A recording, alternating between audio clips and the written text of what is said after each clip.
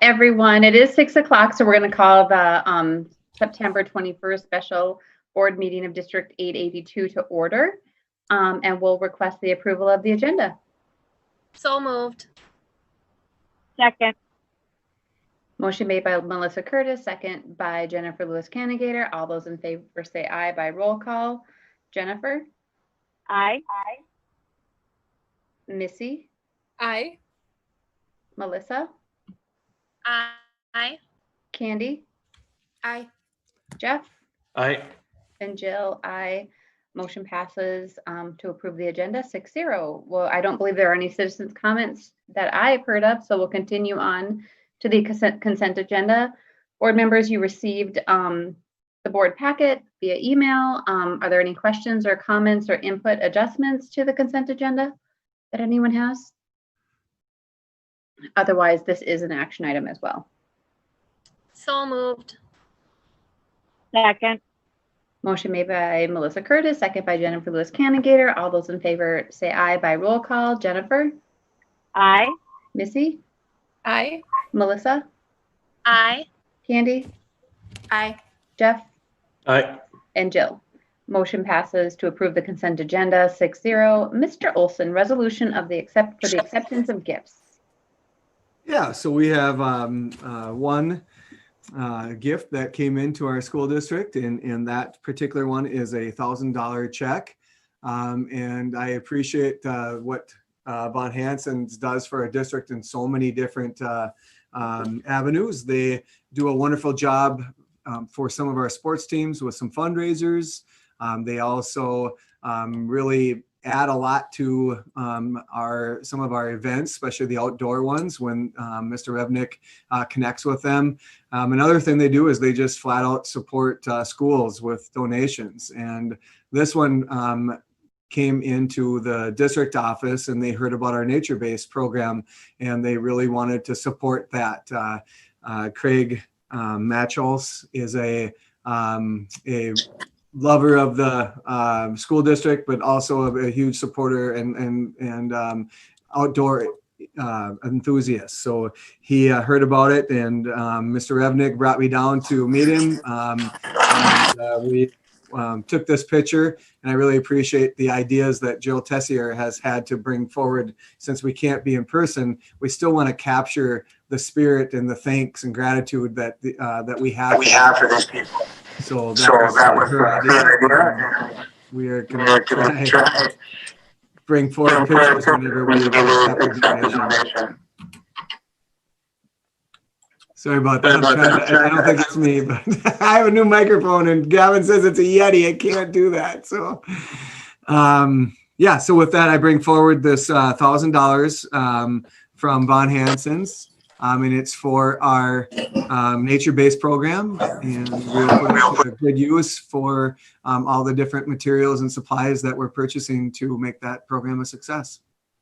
All right, well, thank you very much, Von Hanson's. That we truly appreciate that and certainly can use it. With that, it is a resolution that needs to be read. Therefore, be it resolved by the Monticello School Board number 882 to gratefully accept the following donation from Von Hanson's Monticello, $1,000 for supplies for kids and teachers at the outdoor nature-based sites. Second, this is Candy. Resolution read by Jennifer Lewis Kannegieter, second by Candace Carda. All those in favor by roll call say aye. Jennifer? Aye. Missy? Aye. Melissa? Aye. Candy? Aye. Jeff? Aye. And Jill, aye.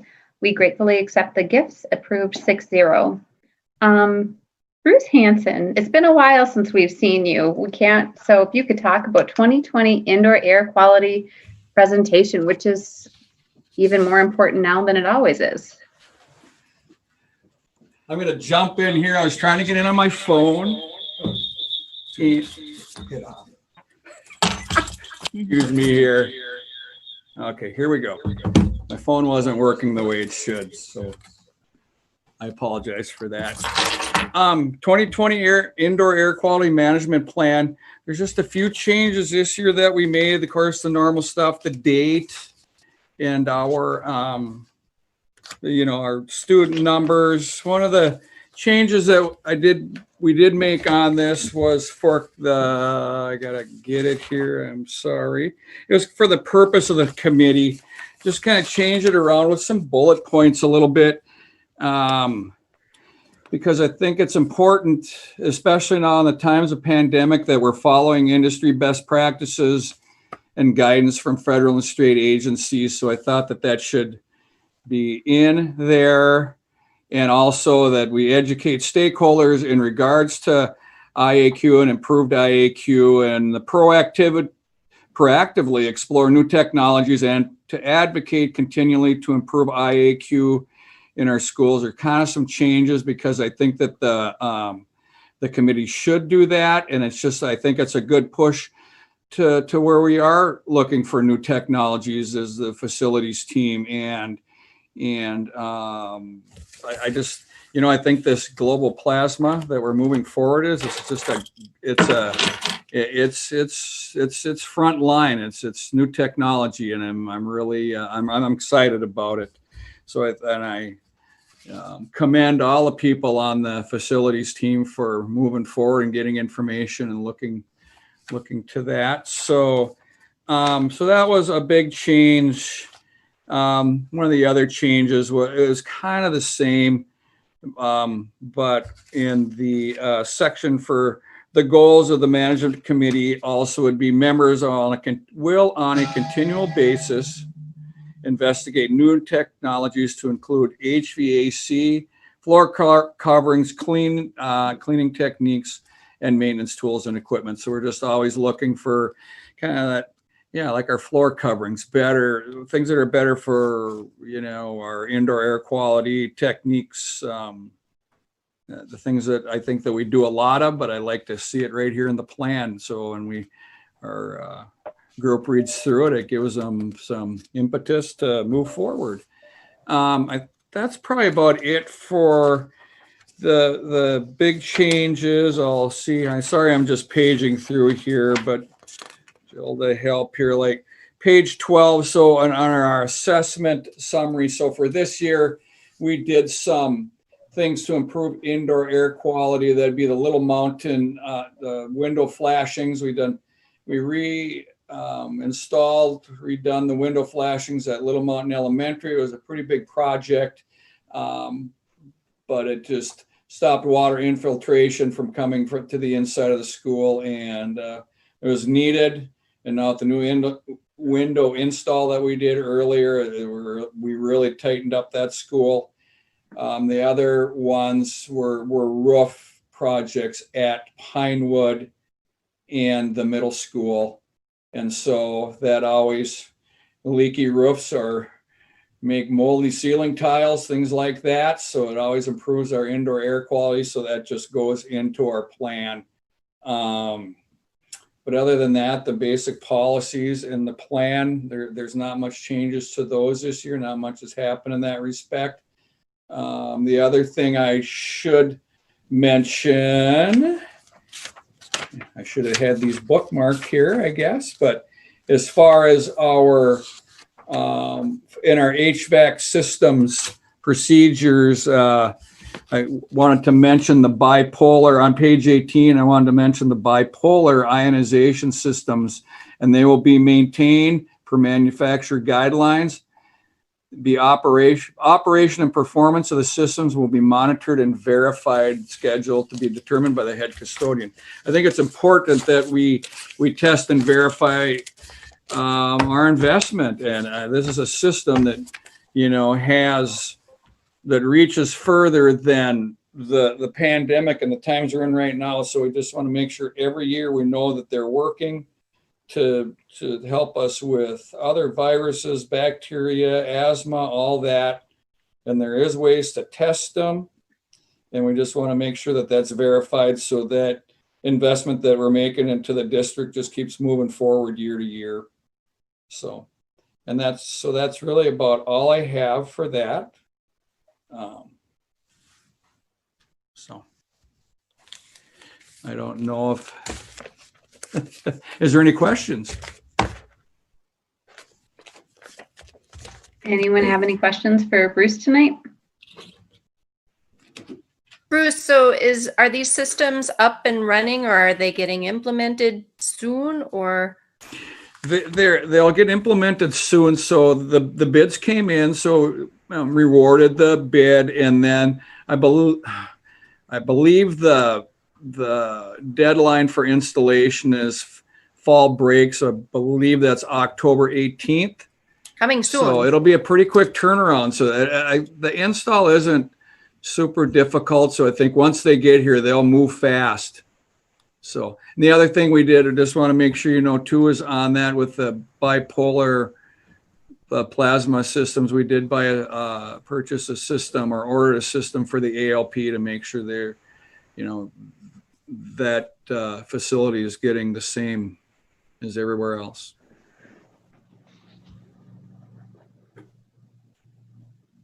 Great. So. All right, well, thank you, Bruce. This is, board members, this is an action item.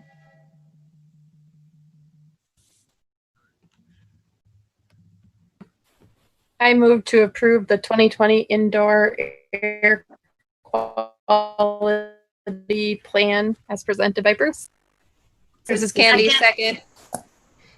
Motion made by Missy Hanson, second by Candace Carda. All those in favor say aye by roll call. Jennifer? Aye. Missy? Aye. Melissa? Aye. Candy? Aye. Jeff? Aye. And Jill? Aye. Resolution or motions passed 6-0. Cindy Fasching, curriculum update for 2021.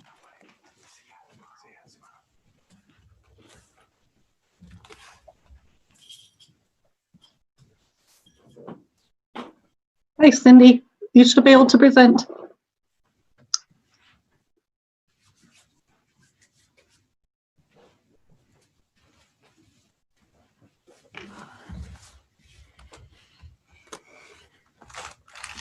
Cindy, I think you're still on mute.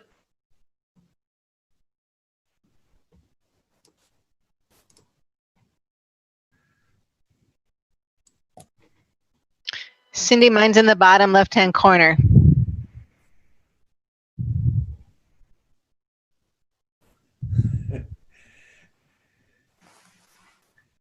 She's really good at Google Meet.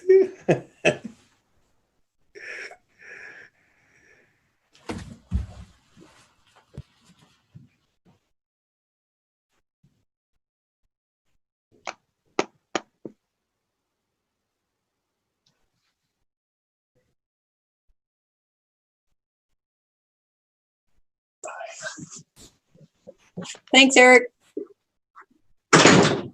Thank you. Do over. Okay.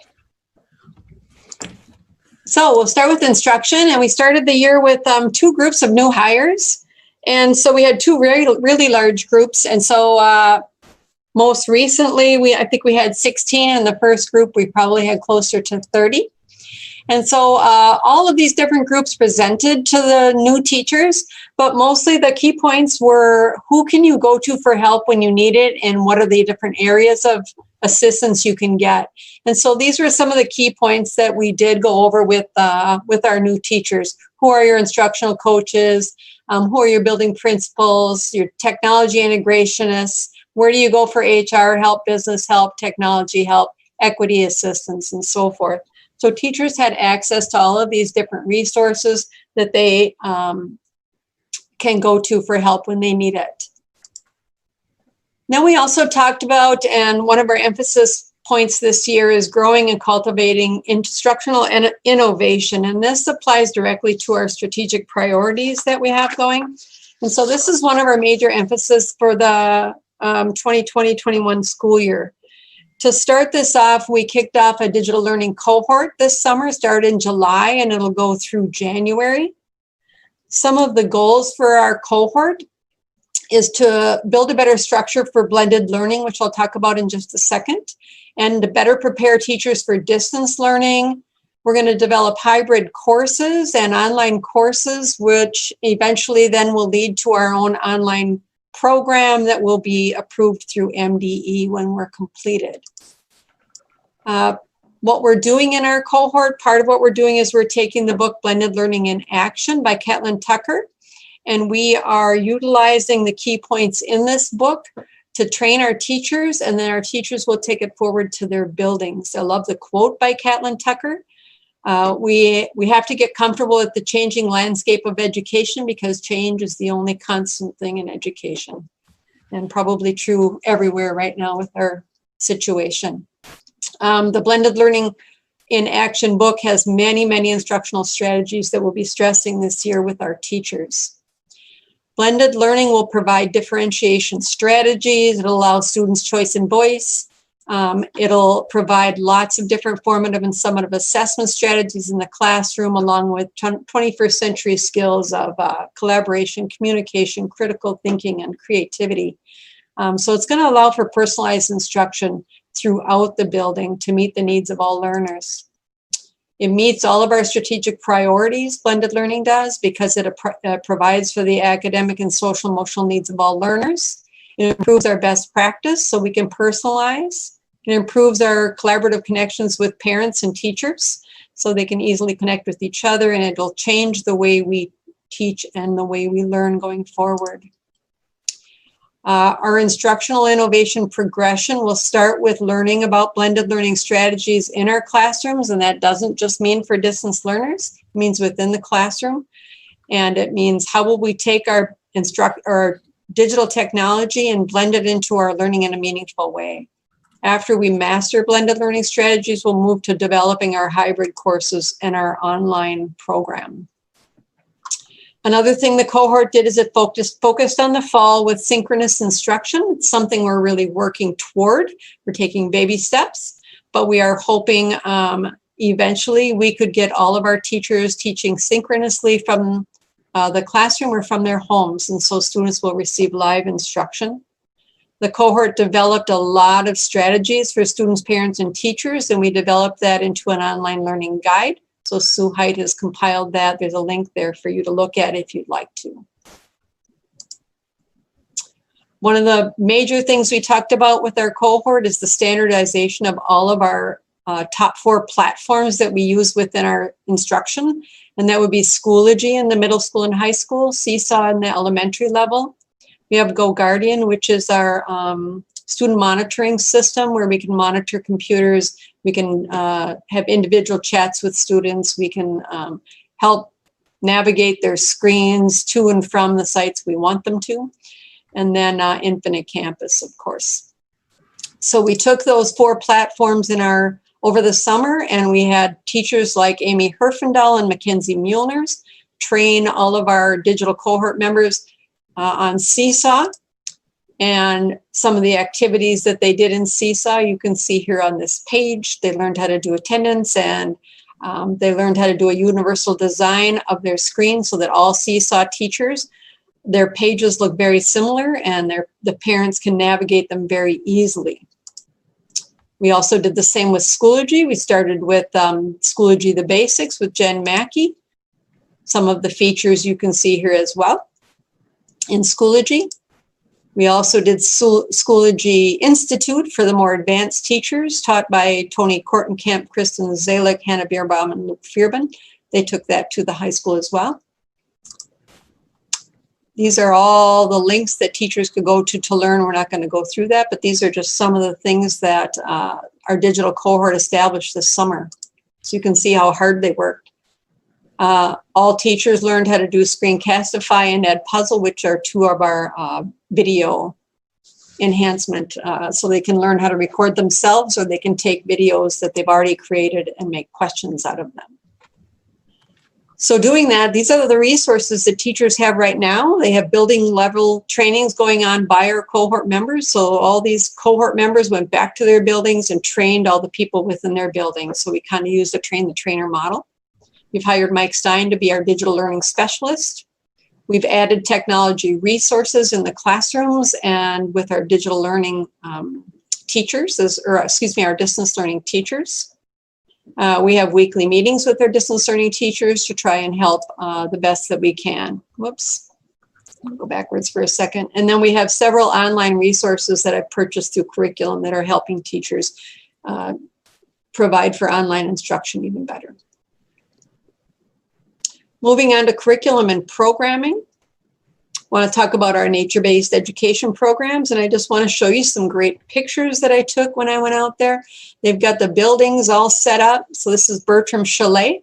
So here's a little pre-K, no, this is a kindergarten class out there that I got to meet. Here's the chalet and some of their different work environments outside. This is one of the indoor classrooms. This is another of the indoor classrooms in the basement level. So there's a lot of cool things going on out there at Bertram Chalet.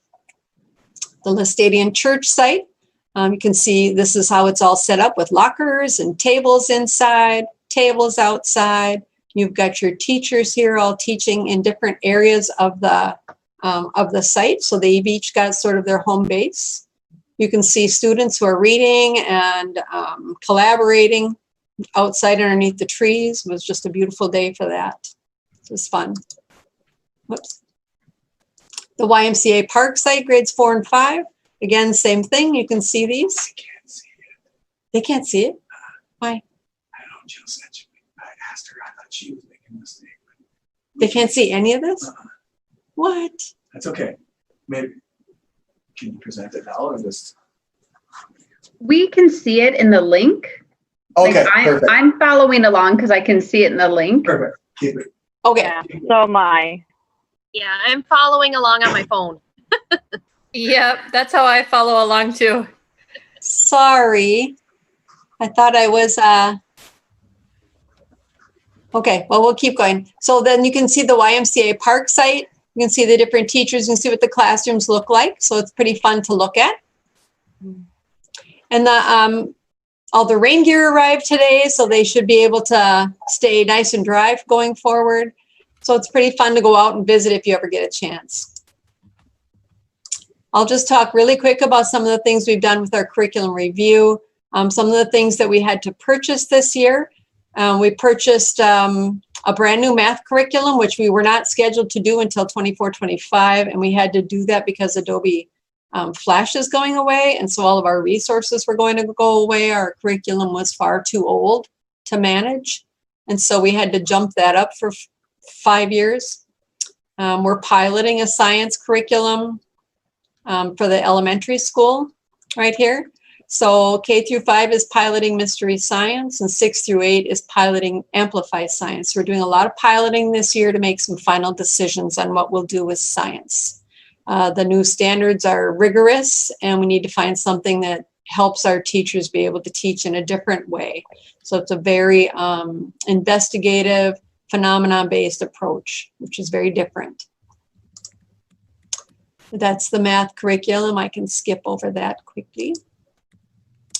And then one of the last things I want to talk about are the 2 grants we have going. The first one is the Youth Internship and Careers Program, sponsored by the Youth Skills Training and Department of Labor and Industries. We have this grant, which is $90,000 a year for 2 years. That is led by Ann Runk, which was just a gold mine for us to find. She's doing an outstanding job talking with people from all over the community, gathering business partnerships. Right now we have Polaris and Bondus already signed up, and we have students already going in the program and lots more to come. So her goal is to have 20 students by the end of the year, 20 businesses. So if you have recommendations for her, please let us know. And then the last grant is called our SCL Communities of Practice Grant, and that is almost $20,000 a year for 2 years, led by Sarah Welk. And the first year, it focuses on adult social emotional learning. And the second year, it focuses on educational equity and academic integration with SEL and students. And so we've already got the student SEL going strong. So I'm glad we're starting with adult SEL because we are needing that right now. So we're going to focus on adult wellness, how to take care of themselves, how to balance. That's the main focus for adult SEL this year. Our community members, so we're in a community of 5. So we have Monticello, Buffalo, Hanover, Montrose, Big Lake, St. Croix Valley, and can't see my bottom one. Can't remember who it is. What does the bottom one say? I can't see it. St. Croix River. Oh, yeah. Cambridge ISAN is the 5th one, yeah. So that's a really fast rundown of what's going on with curriculum and instruction. Any thanks. questions? Yeah, thanks, Cindy. Does anyone have any questions?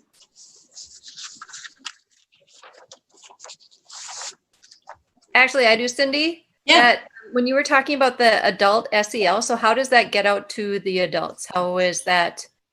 Yeah, that's a good question. There's a team of 5 of us, and we go through trainings through MDE, and then we take that trainings and we'll be implementing that throughout the school year on all of our workshop days. And it'll be embedded with our equity training, because the equity training and the SEL really go hand in hand. Mm-hmm. And so we'll be doing all of that training on every one of our staff development days with our teachers. Okay. And then the science, you had said the science curriculum, we're doing the pilots right now. Mm-hmm. When is kind of the go time when you would like to have that, or when we'd like as a district to be ready to go with that? Yeah, so we will make those decisions in January and February, and that'll be for K through 7. We will purchase for K through 7 next year. This year we did purchase for 10th, 11th, and 12th grade science. So we did that across the board this year. And next year will be K through 7. And so they'll make a decision between those 2 different platforms, depending upon what works best. Okay. And that curriculum that we had, the previous one, did I read the graph right? It was 2009? Yeah. Okay. Yep. It's very old. Will do. And the same with math, is that right? Yeah. Math was 2011 and science is 2009. Yeah. Okay. So we're way overdue on both of those. And that had to do with the standards being pushed back.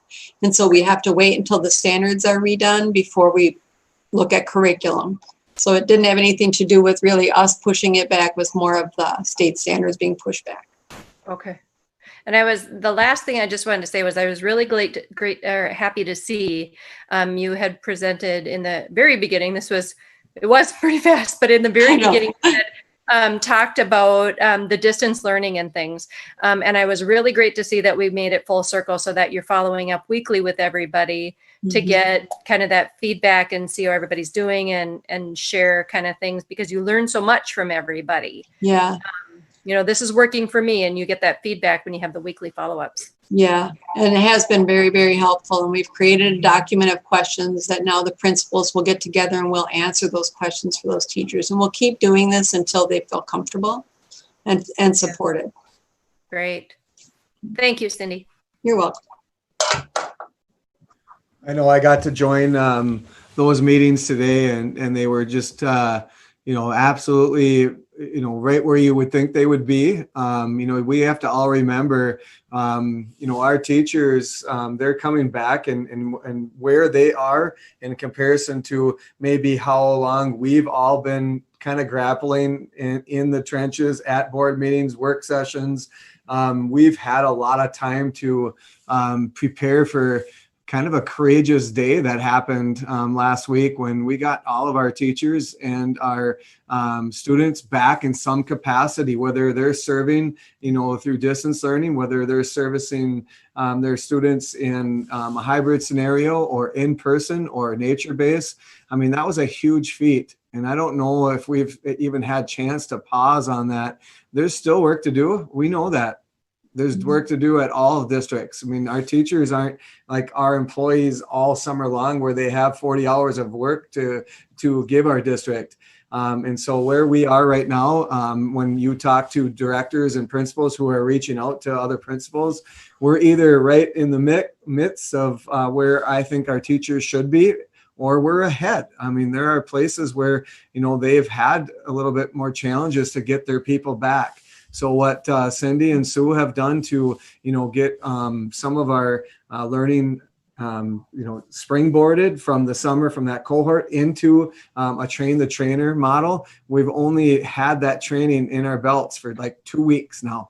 And so it's going to take time still, but it's time well spent and time worth it, because everything that I see that's, that's happening is on a really, really good road right now. We have work to do, but we are addressing all those scenarios that we have where we have work to do. Nice job, Cindy. All right. Well, thank you. It's not an action item. Thank you for that update, Cindy. I think we all appreciate that. Excuse me, Cindy, I'll need you to stop sharing. And then I'll need you to right click on my name and make me host again, if you would, please.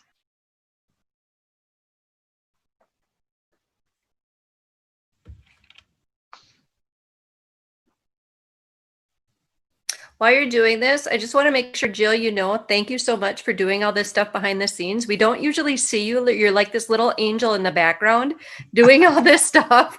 So thank you, Jill. Thank you.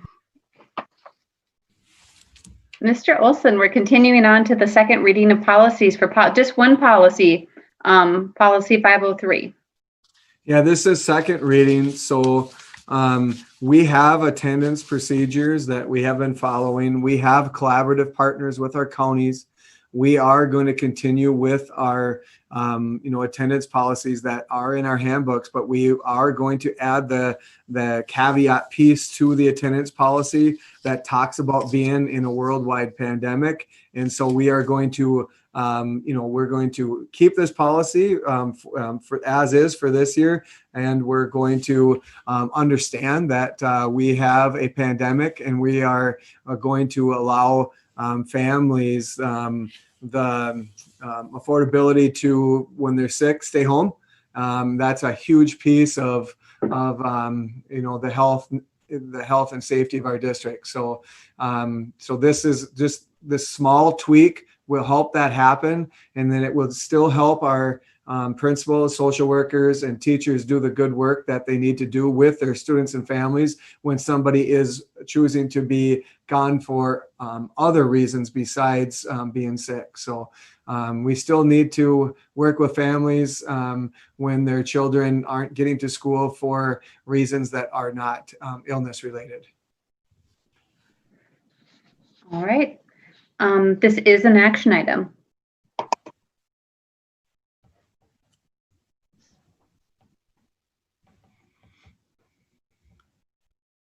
I move to approve policy 503 as presented. Second, this is Missy. Motion made by Jennifer Lewis Kannegieter, second by Missy Hanson. All those in favor say aye by roll call. Jennifer? Aye. Missy? Aye. Melissa? Aye. Candy? Aye. Jeff? Aye. And Jill? Aye. Motion passes 6-0. Tina, continuing on to you with the preliminary tax levy. Yep, Jill, if you could bring up that summary sheet.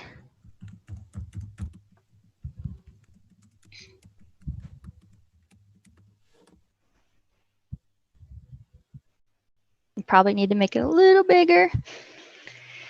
So our tax levy, just make sure I wasn't on mute. Our tax levy hasn't changed too much. It changed a little bit. At the date of this report, I was still missing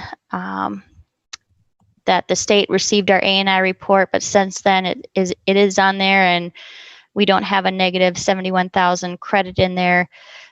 So I'm estimating our general fund levy to increase about 142,000 or 1.6% from the prior year. The community service fund levy still, that hasn't changed, and it's pretty much set to be that 7,000 increase or 2% from the prior year. And the debt service levy, it is increasing by 43,000 or 1.29% from the prior year, mainly with the changes in debt excess. Last board meeting, I originally thought when I talked to Ellers that we would be doing a reduction in this levy to bring back the Pinewood indoor air quality bonds, but there was a little miscommunication on the timing. They thought I was closing out the fund in 1920, and it's not being closed out till 2021. And if we did an early recognition too soon, people would see a swing in their taxes, and we don't want that. So it has to wait until next year to have that 3-year gradual decrease to bring those funds back to the debt service fund. They also took a look at our preliminary tax rates, and I don't know, if people aren't seeing huge increases in their property value, people might even see a decrease in their levy prior to the and a successful vote this November. So, but today I'm asking for the board to approve the levy to the max. That's what we normally do. With school districts, like I mentioned before, a lot of our levies are tied to formulas. And when you levy to the max, that just makes sure that we're getting all that we're entitled to. In case there is an error on the state report, we can always decrease it. We can never increase it after September 30th unless it's a voter-approved referendum. Okay. All right. Thank you, Tina. Any questions for her? Otherwise, it is an action item. I make a motion to approve the levy to the max as presented by Tina Burkholder. Second, this is Candy.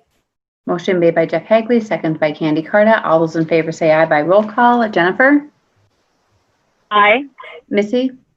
Aye. Melissa? Aye. Candy? Aye. Jeff? Aye. And Jill? Aye. Motion passes 6-0. Thanks, Tina. Yep. And I think I have to print something from the state to send in to the county, and I believe I'm going to need the clerk's signature, which I think is Melissa. So we'll be in touch. Okay. All right. Tina, you're still up, I guess, here. 2021 student enrollment. Yes. So just did a short little summary on where our enrollment was as of last Friday and based on projection. And the next slide has our enrollment summary. It has our nature base, our Little Mountain, including our foundations program, Pinewood, and Eastview. And as you can see, our total is shorter than our projection, which was kind of hard to see because, 2 to 3 weeks prior to that, when I did look at Infinite Campus, they were all there. So not real sure what happened, if the principal saw a lot of no-shows or what happened. Next, we have our middle school, which includes our RISE program and our new foundations program at the middle school. And so we're pretty close to projection, just 4 shy. And then our high school includes high school, ALP, and our C5 program, and doing a little bit better than expected. And then the last slide has it all together, which I believe was 55, 56. 56, yeah. So, and then when I did the budget, I already reduced our revenue budget by 50. So it's that extra 6. That would be additional, not of kids not coming.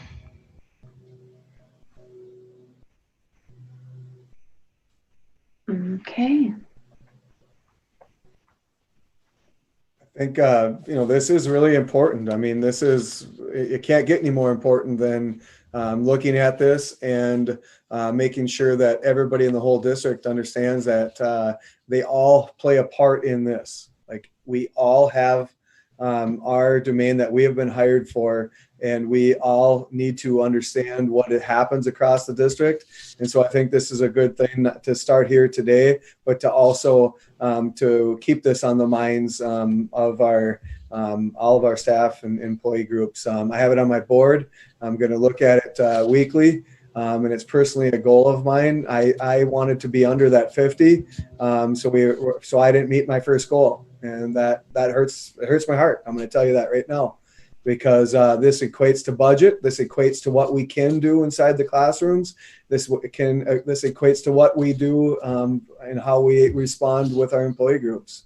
And so this is absolutely important. And every action that we do as a school district moving forward, like our actions all need to have this as a goal. What we do in serving our students, serving our families is the utmost importance. And so while I give everybody grace in how I talk, I also think it's important to know where we stand as a district so we can remind ourselves of what we are doing in the classroom is so important. And so it's working together. It's taking, every day as it comes, problem solving together. Living in our new ways, and our new ways are of a new world and very changing very rapidly. But if we steer from working together, that will increase at a faster rate. There are some relief efforts out there from state and federal government, because there are some school districts our size that have lost 200 to 250. Some larger school districts that are losing 300 to 500. And so it's a problem throughout our state, but it's a problem that we have to remind ourselves not to let happen. And just we need to make sure that we have plans moving forward to connect with our people who are leaving, to continue improving what we're doing, and looking in the mirror every day.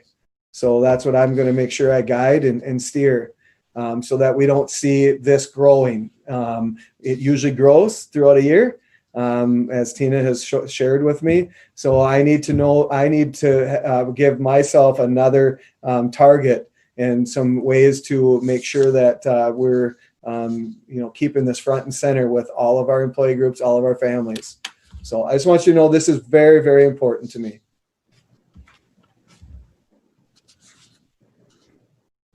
Thank you for that update, and thanks for that information, Tina and Eric. I would agree it's incredibly important that we keep as many students and get new students as possible so we can continue offering everything we do.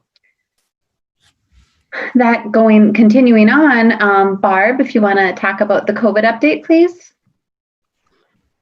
Yep, just a quick update. We just met last Monday, but there are a few things that have taken place in the last week. Give you a quick update on that. All staff members did receive a COVID test that they can complete in their home. This is a MDE free test that's sponsored by MDE, the governor, and Vault Health is the one that's operating or processing all of the tests. And these were individual tests that were for all of our employees that work directly with children in the face-to-face setting.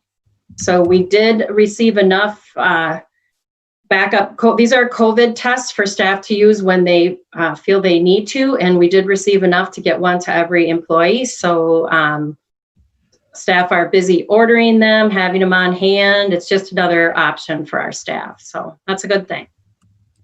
We met today with secretaries to talk through a little bit more how we're going to track student illnesses and quarantine absences. We changed our attendance policy today, so we have to kind of line our procedures up with how are we going to track this and still indicate in the absence box that it's not a counted absence towards truancy.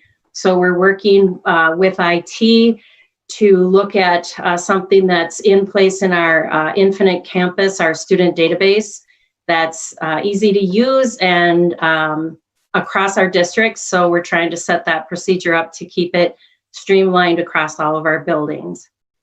We're doing the same thing for staff in our Ready sub procedure, working on that. And last Friday, we met with a group of high school teachers to talk about some of the tight spots that remain at the high school. Those teachers are gathering input and ideas from their departments, and we'll be meeting with that group again on Friday just to keep moving forward what is workable solutions for some of the tight spots at our high school. In the past week, Clay Swatsky has updated our online COVID plan. This is our SAFE plan, and it's a document that's out there for all of us to review and kind of anchor our work in. Parents also use it. So we're just working to keep it current, to keep it accurate. What plans are in place? What have we been able to do? And what's changed a little bit? And then finally, our plans are underway with administrators to work at being ready for the hybrid model at the elementary level. And as you know, right now, they are in-person learning. If our numbers were to creep up, we would need to be ready to go hybrid at the elementary level. And we do have some adjustments that we need to be ready to make when that happens. So principals are working hard on that, and just a lot of great collaboration on how to be ready to move, so that if that does happen, we have things in place to be able to do it smoothly and quickly. So with that being said, then we would move to hybrid if our numbers go above 20 and stay above 20. Currently, area superintendents are looking at 3 data points. Jill, could you pull up the numbers? So in the other link under this item on the board agenda, you will see a variety of different tools that we can use to monitor our numbers on a county level. And this is one of the first data points that goes county by county, or I mean the first data tools that you can use. So if you scroll down, you can see every county in the state and their past data points for several weeks. And so we're looking for a pattern of numbers. They're targeting 3 in a row, or a consistent pattern of increase toward a number that would cause us to change our learning mode. So this is a great tool. It gives you good data of what's going on in our county as well as nearby counties. And this kind of information, along with our school information that we're collecting on student absences and staff absences, will be some of the data points that superintendents will use to make that determination about when to go to the next safest level. Got good news last week. As you heard, we dipped back down under 20 in Wright County. So we are hovering right below the 20 mark right now. And we're looking, as I mentioned, we're still planning, knowing that we will likely have to go to hybrid, but just taking our time and getting things ready so that when we do that, it'll be a fairly smooth transition. So that's my update. If you have questions about any of these numbers when you dig in, or when we look at, future decision points, just ask. This is great. There's good tools out there now for us to use. So we thought we'd share those with you. Barb, I'm trying to remember what hybrid at the elementary looks like. Were they still attending every day? Yes, they'll still attend every day, but they will be in smaller class sizes, especially at the intermediate level. We're pretty well set to go, grades K, 1, 2, and 3. But at our intermediate level, we'll have to break some of those groups down. And then also there might be some adjustments to transportation, for example. So there will be some other areas where we'll have to look and make some adjustments. Got it. Thank you. Yep. I think it's a good time to give a shout out to our community too, because us going down has allowed us to stay in school. And that is really important for our students. And so if we would have went up, obviously we would have had to not be in school, because we need to also make sure that our environment is safe for our staff and our students. But going back down is really important. And the 2 weeks, the 2 data points that we were hovering around 20, either right below it or under it, I do also have to give a shout out. We had a local business in town who had had mandatory testing throughout their whole business. And it's, a very large business in our town. And so what they are doing for their employees to keep them safe is awesome, because their numbers were not, they were part of the data points, but it wasn't like a huge swing to it. Their numbers are pretty low in their organization. And so we get to know a lot about what's going on in the community as we work with our county health, and just knowing that we have people right here in Monticello, that particular business is just caring for their employees, and then obviously keeping things safe there, because even though we spiked a little bit, it wasn't, you couldn't put your finger on it. It was because of all that testing, because their data was showing that their employees are doing a really good job of staying healthy. So, and same thing with our school. Our staff and our students are doing a really good job, an amazing job of keeping themselves healthy. We are not seeing, and I just hate saying this, but I'm going to say it because it's what's happening right now, but we are not seeing student to student and staff to student or staff to staff spread right now. What's happening is, if anybody who is testing positive within our organization, when they've done their tracing, they're tracing it to outside sources, and then it hasn't spread throughout a team or throughout a classroom.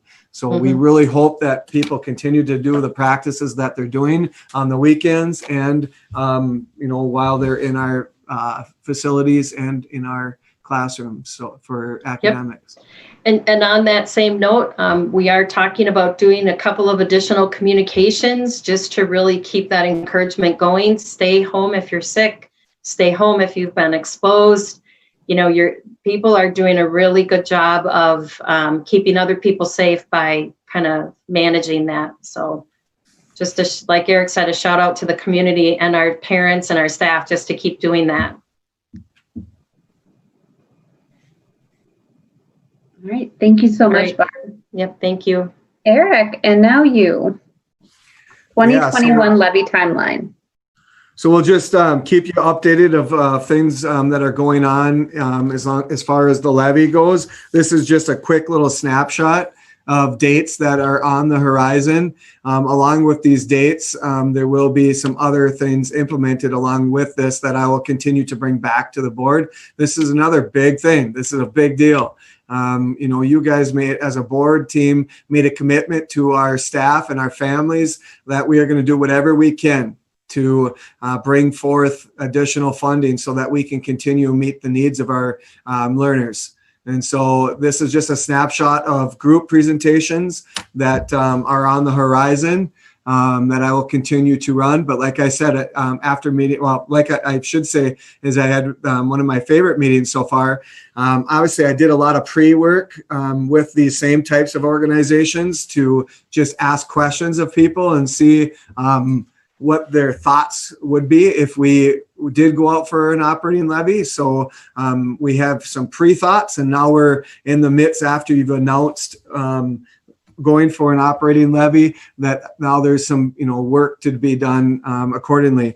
But got to meet with Jill and Dr. Johnson, so Jill Hoffman and Dr. Johnson, and that really was so beneficial, because they are, Jill was a chair of a committee and has been part of a vote yes committee several times, multiple times I should say. And Jim, obviously being a superintendent for 12 years in our school district, has a lot of history at what it takes and to be successful, and then what it feels like and what can be learned when it isn't successful in passing a bond or a levy. So that's going to help me do a couple staff things that I have sketched down, and now I just have to bring forward to a couple employee groups in order to get them kicked off, and I'll bring some of those back after I have them fully ready to go. But this is another thing that's absolutely important on our minds, and I don't want to let it go by the wayside because of things like, major things in our world like COVID. We have to still do all of our other fights and all of our other, we have to bring forth all of the great work that we do besides what we have had presented to our district and all other districts. We have to keep going. So that's what we're going to do, and I'll keep you guys informed and ask questions. And I'm always here to be able to be steered in a different direction. But this is what is on the books right now. And like I said, I will have some other ideas to bring forward. Should be later this week. All right. Thanks, Eric. With that, we are now down to where we can adjourn, which is an action item. I make a motion to adjourn. Motion made by Missy Hanson, second by Jennifer Lewis Kannegieter. All those in favor say aye. By roll call, Jennifer? Aye. Melissa? Aye. Missy? Aye. Candy? Aye. Jeff? Aye. Jill? Motion passes 6-0 to adjourn at 6:55 p.m.